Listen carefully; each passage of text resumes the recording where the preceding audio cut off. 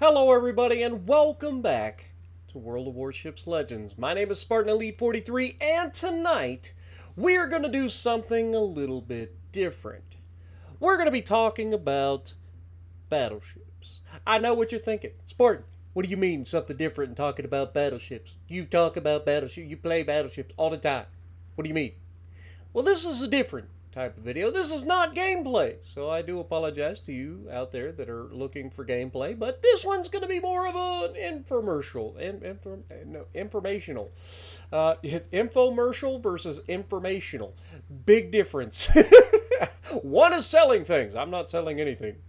Unless, of course, you guys want to become a member on the channel for 99 cents a month, and you get access to, or early access to every video I make. And you get custom emojis and badges depending on how long you're a member. Anyway, it's the cheapest that I can make the membership, so I apologize, I can't make it any cheaper. It's literally as cheap as YouTube allows. Anywho, infomercial is done. Let's get to the informational. So, my idea for this video was simple.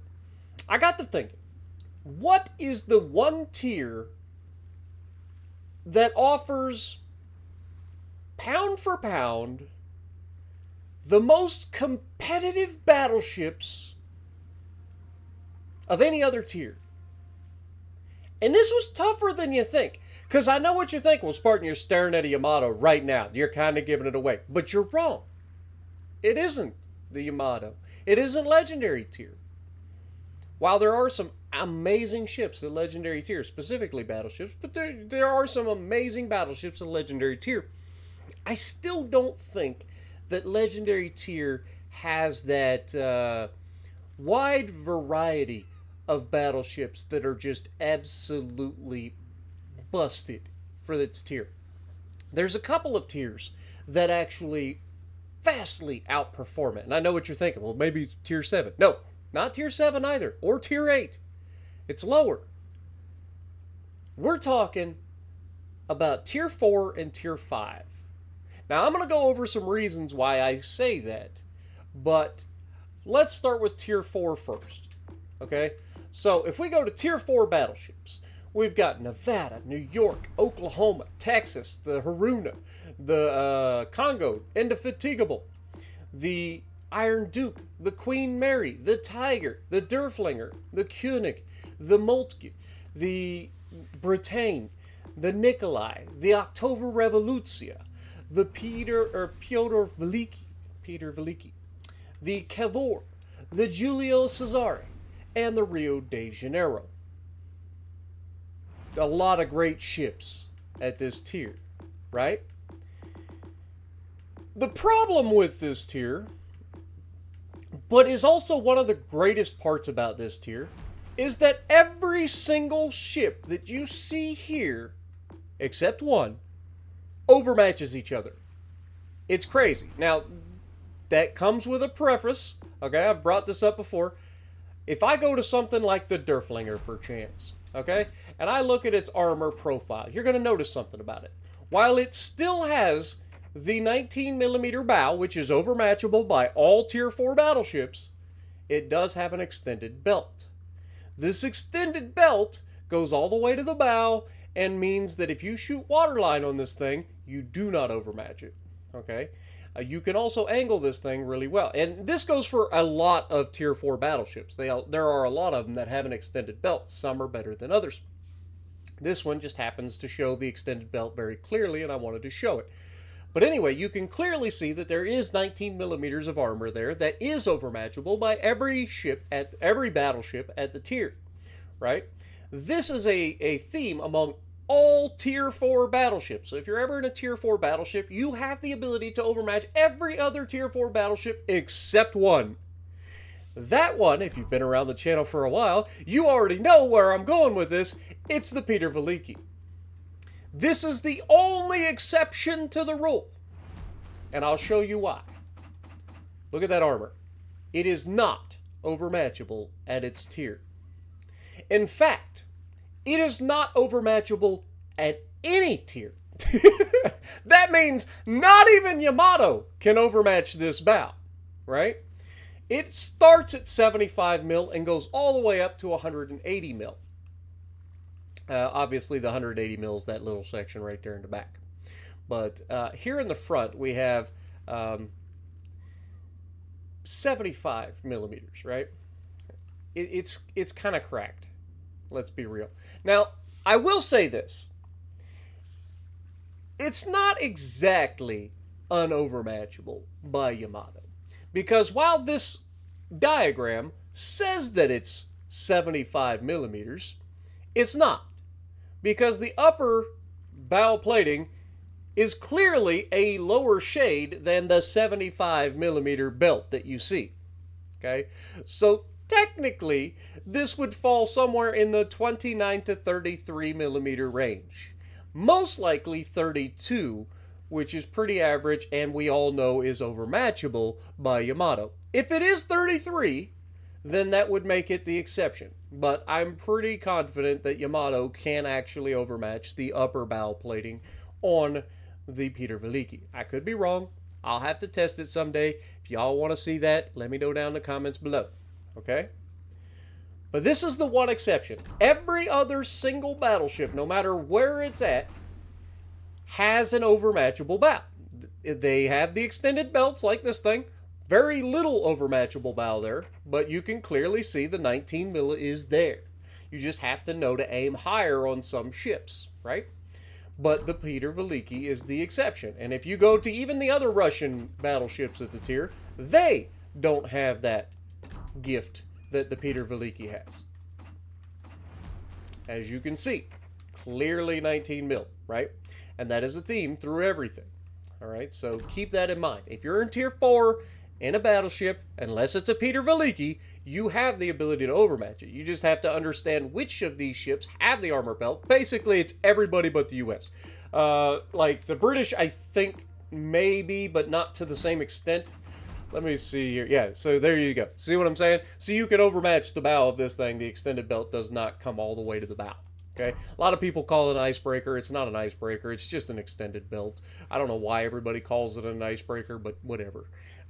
It's not just, like, they call them icebreakers, and then you got them on, like, the Italians and stuff. Tell me the last time an Italian battleship had to break through the ice in the Mediterranean. Right? So it doesn't make a whole lot of sense. But anyway, I digress. We're not here to talk about tier 4. I just wanted to give this as another competitive, like this tier. The reason I'm bringing these two tiers up specifically is just how diverse and how competitive each individual ship of all the nations really is, because there really aren't any bad options here. I mean, Nevada, New York, the Oklahoma, the Texas. I haven't really actually played Haruna, so I can't speak on that. But it's basically a Congo, right? Like you can look at the silhouettes and go, okay, that's a Congo. And Congo, most people like it. I'm not a big fan of it, but most people that play the Congo actually enjoy its battlecruiser-esque feel. And again, I don't have a problem playing any of these battleships. They're so good in their tier. And yeah, I think that these things are fantastic. But let's get to the crux, the crumbles, the best part, the filling of this video, which is tier 5. Tier 5 is by far and stands alone as the best tier for battleships in the game, bar none. I will take this fight to anybody at any time and tell you exactly why you're wrong. Okay? And I'm opening the door for discussion. Leave your comments down below. I read all my comments. I respond to a lot of them. So if you go through and leave a comment, there's a good chance you're guaranteed that I'm going to read it, and there's a good chance that I'll respond, given that it's an actual like discussion, right? But when you look at the sheer volume of battleships at tier 5, and that there really aren't any bad ones. There just aren't. At tier 5, I can't think of a single bad battleship. Not one. Arizona. And I may not have all of them, but this is where I'm going. All right. Just at this tier alone, how many battleships do we have, or how many ships do we have? Okay, so we have 20 tier 5 battleships. Arizona, California, New Mexico, Primal, Okay, that's Idaho for those of you who don't know. But Idaho, okay? Tennessee, right? This is Callie's sister ship. West Virginia, Fuso, Yuga, Mutsu. A lot of people say that Mutsu is a terrible ship. I disagree. I think Mutsu is fantastic. If you think this ship is bad, you're going broadside too often. That's all it is. This ship is so fun. And I've proven it multiple times during ranked seasons where it's tier 5 and I take the Mutsu out just to show people that it's not a bad ship. People just play the ship badly. There's a difference, okay? All right? This ship gets detonated very quickly if somebody decides to go broadside. It's the easiest thing in the world. And usually it's because they're trying to get the torpedoes away, which is a bad idea. You don't want to be trying to launch the torpedoes on this because it has the terrible torp angles when somebody is capable of sending you to the Shadow Realm, okay? Wait for them to shoot you, and then you launch your torpedoes. It's that simple, right? Mutsu B, same thing as Mutsu. Queen Elizabeth, fantastic ship. Renown, fantastic. Warspite, ridiculous. Bayern, pretty freaking good. And I could imagine this ship even got better with the Heinrich build. I haven't tried this ship with Heinrich yet, but it was somewhat inconsistent for me during playing the ship with the regular high build. But I never really hated the ship. I just didn't play it as often as I played a lot of other tier 5 ships. Mackensen, fantastic. Frederick is probably the worst. If I had to pick one ship that I really would rather not play at tier 5 in Battleship, it's probably going to be the Prince Eitel Frederick, right? Like it's annoying to play. I'm gonna be real honest. There are a lot of other options at this tier that I would much rather play. This is probably, in my opinion, the worst tier 5 battleship. Okay, Dunkirk. It's got little guns, sure. But with all the firepower at the front and a very fast, decently maneuverable battleship, you can put this thing into some funny positions, and Donkey will donkey at times. Like, it'll do some goods. I like Donkey. I like her sister ship, Strasbourg, as well, at tier 6. Yeah, Normandy, or Normandy, or however you want to say it. Great ship. Very underutilized. Very underutilized. Most of the French battleships are very underutilized because people don't understand what their strengths are. Most of them, anyway. You get into the higher tiers, they change their strength a little bit. But at the lower tiers, their strength is their armor and low profile, and you can troll some people real bad with these things. And then Ishmael. I mean, come on. If you're not broadside getting depth struck in this thing, then you're having a good time, because the Ishmael is a fantastic ship. Again, underutilized. Most Russian battleships are underutilized too, because people just have a habit of going broadside and getting yeeted. Andrea Doria. Probably, I mean, I kind of like the Caracciolo too.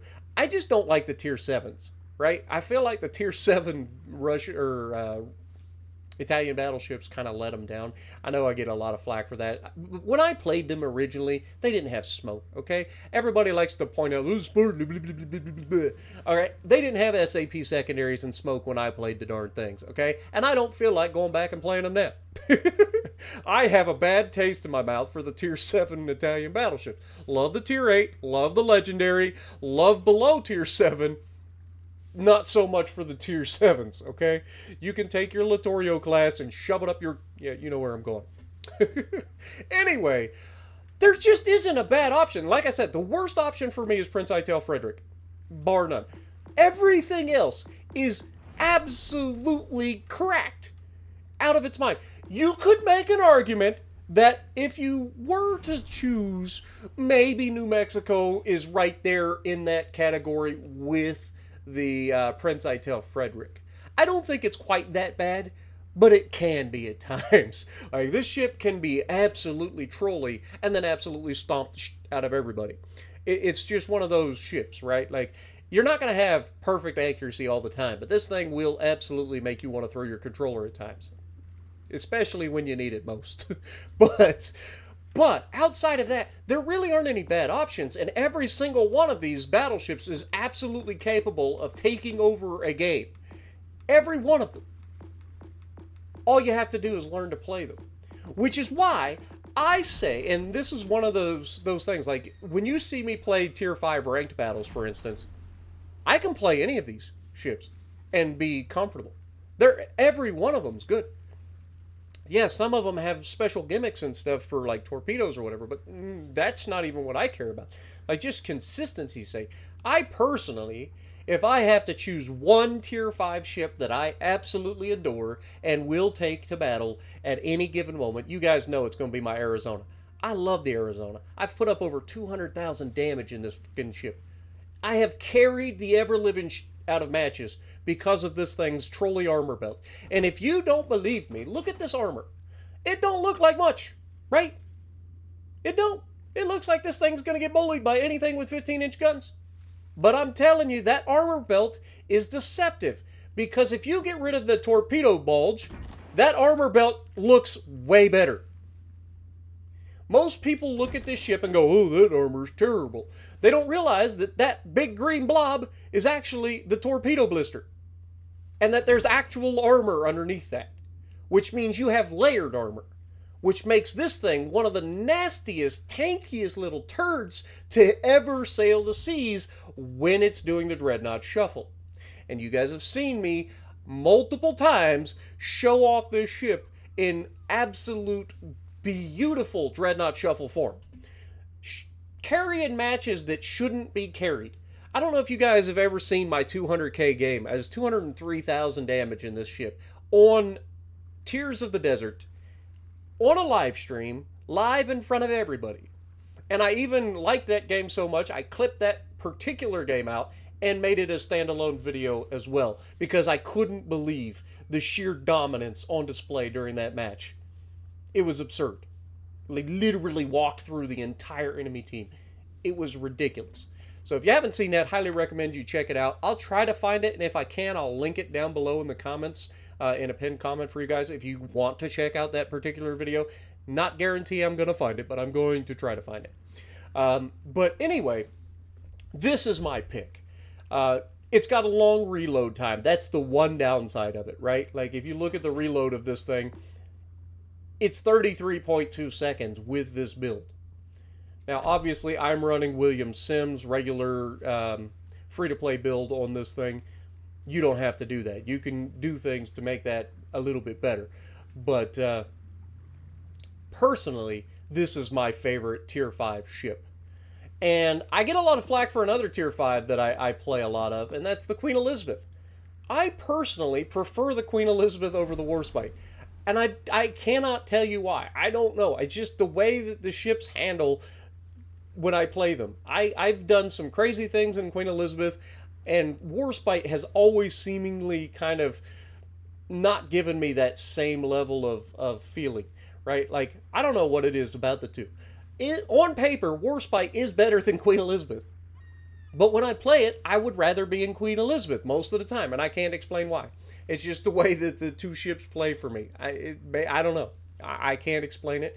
All I can say is that I prefer the Queen Elizabeth, and people still to this day fight me over this. And I can't explain why. I just enjoy the Queen Elizabeth more than the Warspite. I don't know why. All right? But anyway, I hope that this has been a fun change of pace from a normal gameplay video. It's a little bit of a longer video, but it's not too long, I think. But these two tiers, I think, are by far the best two tiers for battleships in the game, and Tier 5 specifically for battleship dominance and sheer variety of battleships that are very good. You can't go wrong at Tier 5.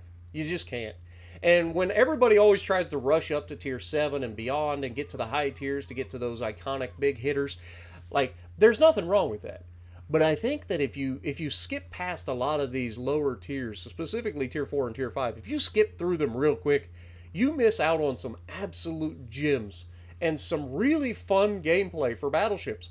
Like, I mean, just think about all your options to absolutely dev strike at Tier 5. Like, how many cruisers out there can you dev strike? How many destroyers can you dev strike with a good salvo at Tier 5? You know? It's so much fun, man. The only thing that kind of keeps people at bay at Tier 5 from really enjoying it now is the carriers. Let's be honest, you're going to be in a carrier match 90% of the time. But if you get that, California. She knows how to party is all I'm saying. Look at those AA. I mean, it's everywhere. Talk about a World War II refit. This is America right here. All of the AA that you could ever bristle onto a ship. She thick. Got those wide hips. Definitely been eating McDonald's. All right. She likes her iced caramel lattes. Or whatever. Anyway. With all of that being said, I hope you guys have enjoyed this video. If you guys agree or disagree, let me know down in the comments below. We'll have a nice little discussion. And if you like what I'm doing, punch the like button, leave a comment below, subscribe to the channel if you haven't already, and as always, I will see you in the next video.